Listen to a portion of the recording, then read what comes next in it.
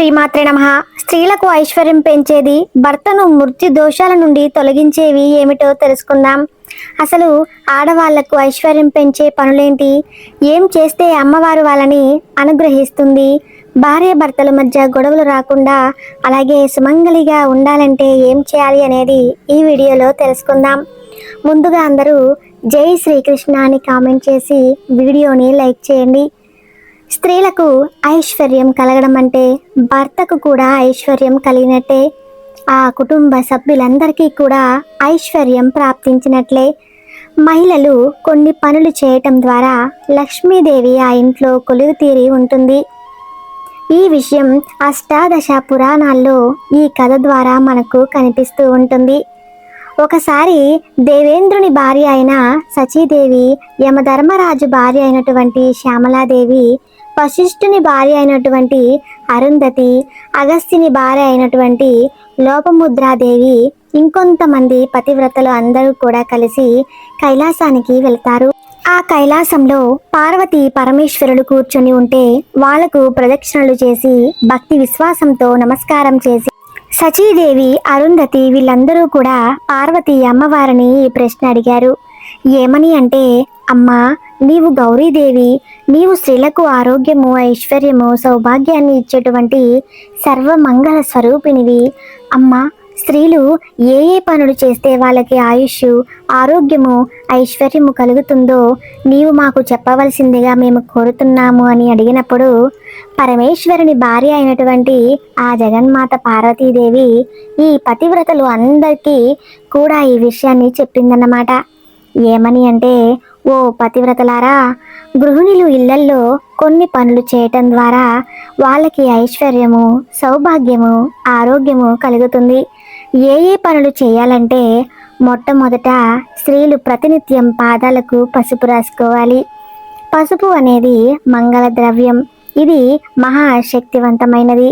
ఈ పసుపు అనేది స్త్రీలకు మాత్రమే మన పూర్వీకులు అందించినటువంటి మహాభాగ్యం. పసుపుని మగవారు రాసుకోవటానికి కుదురుతుందా? పసుపుకి మగవారికి వైరి అన్నమాట. పెళ్లి సమయంలో మాత్రమే చక్కగా వారికి పసుపు పూస్తారు. అంతేకాని ఇక ఎప్పుడు మగవారు పసుపుని ధరించరు. కానీ స్త్రీలు మాత్రం ప్రతినిత్యం పసుపు రాసుకోవాలి అని అమ్మవారు ఈ పతివ్రతలు అందరికీ ఇలా చెప్పింది. పాదాలకు పసుపు ఎలా రాసుకోవాలి అంటే, చక్కగా కింద ఏదైనా ఒక సంచి కానీ లేదా ఒక వస్త్రం కానీ వేసుకోవాలి. ఆ పాదాలకు పసుపుని అంటే పొడి పసుపు కాదు, తడి పసుపు ఒక గిన్నెలో పెట్టుకొని ఆ గిన్నెలో పసుపు వేసుకొని చక్కగా నీళ్లు పోసుకొని ఆ పాదాలకు చక్కగా గ్యాప్ లేకుండా, అంటే సందురు లేకుండా ఈ పసుపు అనేది పూసుకోవాలన్నమాట. ఈ పసుపు పూసుకునేటప్పుడు అరికాళ్లకు పసుపు ఎట్టి పరిస్థితుల్లోనూ పూసుకోకూడదు. ఎందుకంటే మనం పసుపును రాసుకొని భూమిని తొక్కుతాం కదా, అందుకని పాదాల కింద వైపు మాత్రం పసుపుని అస్సలు పూసుకోకూడదు. ముఖ్యంగా పాదాలకు పసుపు ప్రతినిత్యం రాసుకోవాలి అని సాక్షాత్తు అమ్మవారే చెప్పి ఉన్నారు. ప్రతినిత్యం పసుపు మేము రాసుకోలేము అంటే కనీసం మంగళవారం లేదా శుక్రవారం అయినా చక్కగా పాదాలకు ఆడవాళ్ళు పసుపు రాసుకోవటం చాలా చాలా శుభప్రదం. పూర్వకాలం పూసుకునేవాళ్ళు. ఎందుకంటే పసుపు అనేది యాంటీబయాటిక్. ఎవరి ముఖానికి అయితే ఎప్పుడు పసుపు రాసుకుంటూ ఉంటారో వాళ్ళ ముఖం మీద మొటిమలు అనేవి రావు.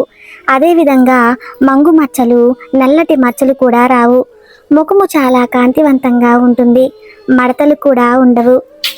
మా పూర్వీకులు అంటే మన అమ్మమ్మలు, నానమ్మలు ఎప్పుడూ కూడా ముఖానికి పసుపు రాసుకునేవాళ్ళు. అందుకే వాళ్లకు చర్మ వ్యాధులు అనేవి రాలేదు. ఎందుకంటే పూర్వం గడపలకు కూడా పసుపు రాసేవాళ్ళు. ఎందుకంటే వైరస్ ఇంటి లోపలికి రాకుండా ఉండాలని.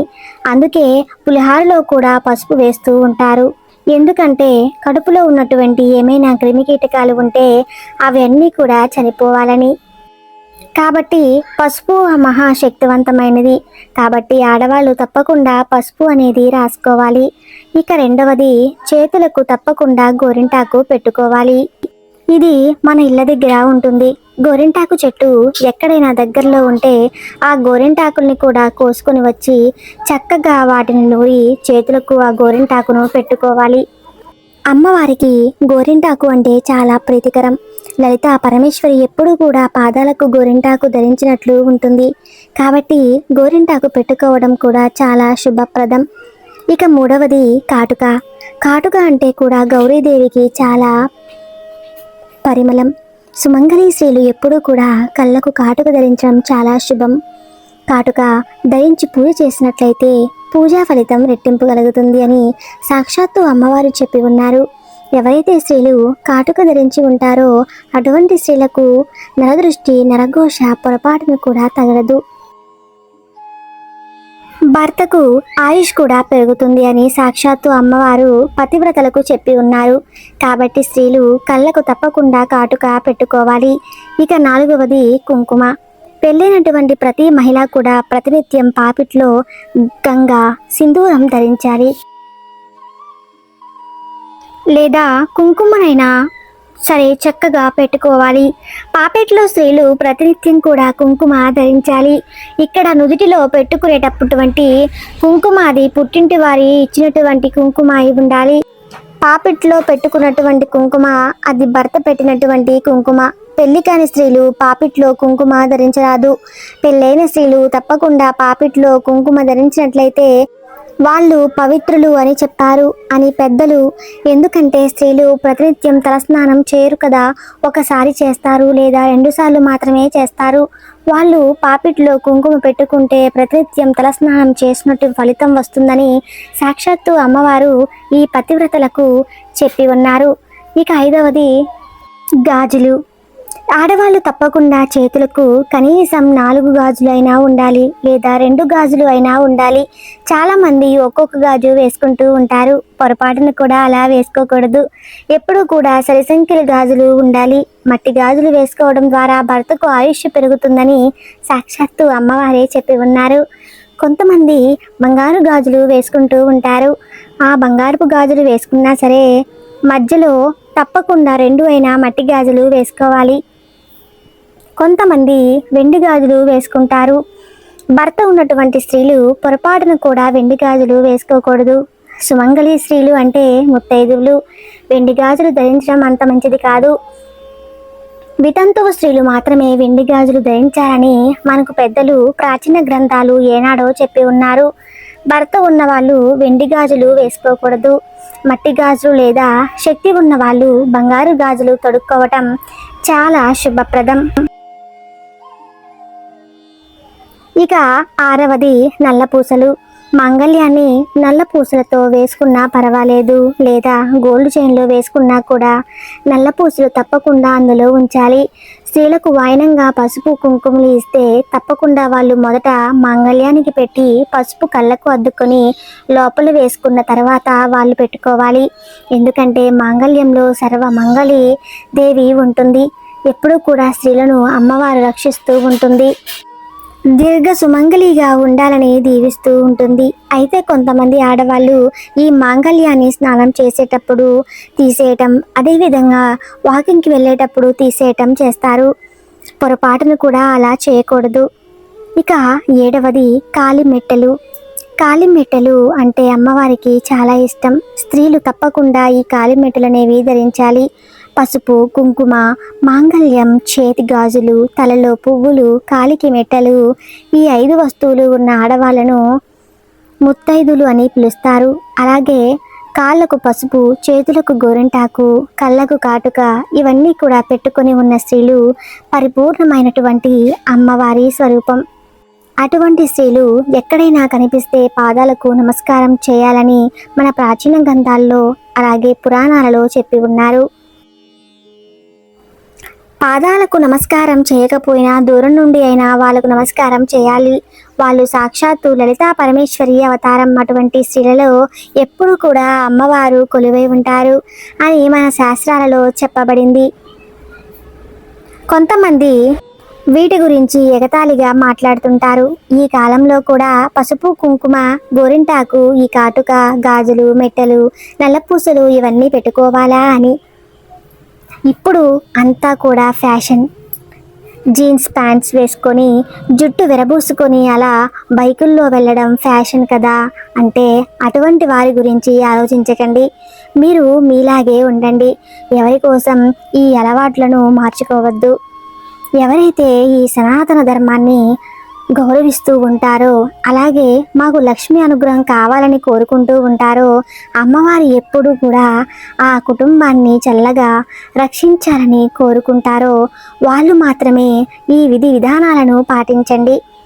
అలాగే సుమంగళి స్త్రీలు ప్రతిరోజు కూడా చక్కగా ఇల్లు శుభ్రం చేసుకొని ఉదయాన్నే చెత్త ఊడ్చుకొని ఇంటి ముందు నీళ్లు చల్లి ఆ తర్వాత ముగ్గు పెట్టాలి.